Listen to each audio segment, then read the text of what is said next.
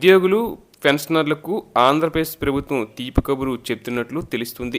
వారికి సంబంధించిన DA arrears చెల్లింపుల విషయంలో నెలకొన్న సాంకేతిక సమస్యల పరిష్కారానికి ప్రభుత్వం సానుకూలంగా స్పందించింది. ఈ మేరకు AP JAC Amaravati chairman Bopparaju Venkateswarlu కీలక సమాచారాన్ని వెల్లడించారు.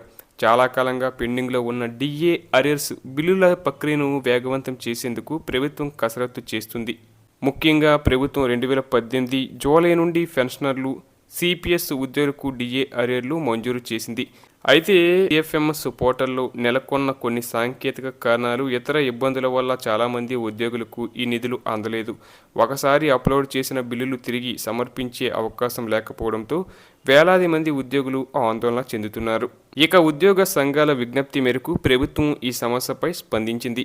నిలిచిపోయిన డిఏ అరియర్స్ బిల్లులను సిఎఫ్ఎంఎస్లో తిరిగి సమర్పించేలా వెసులుబాటు కల్పించాలని ఉద్యోగులు కోరారు.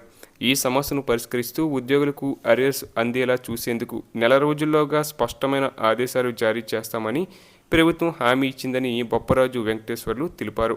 ఈ నిర్ణయం వల్ల 2018 నుండి డిఏ బకాయిల కోసం వేచి చూస్తున్న వేలాది మంది రిటైర్డ్ ఉద్యోగులు, పెన్షనర్లు, సిపిఎస్ ఉద్యోగులకు ఆర్థికంగా పెద్ద ఊరట లభించనుంది. నెల రోజుల్లో ప్రభుత్వం నుండి అధికారిక జీవో వెలువడితే నిలిచిపోయిన నిధులు ఉద్యోగుల ఖాతాల్లో జమ అయ్యే మార్గం సుగమం అవుతుంది.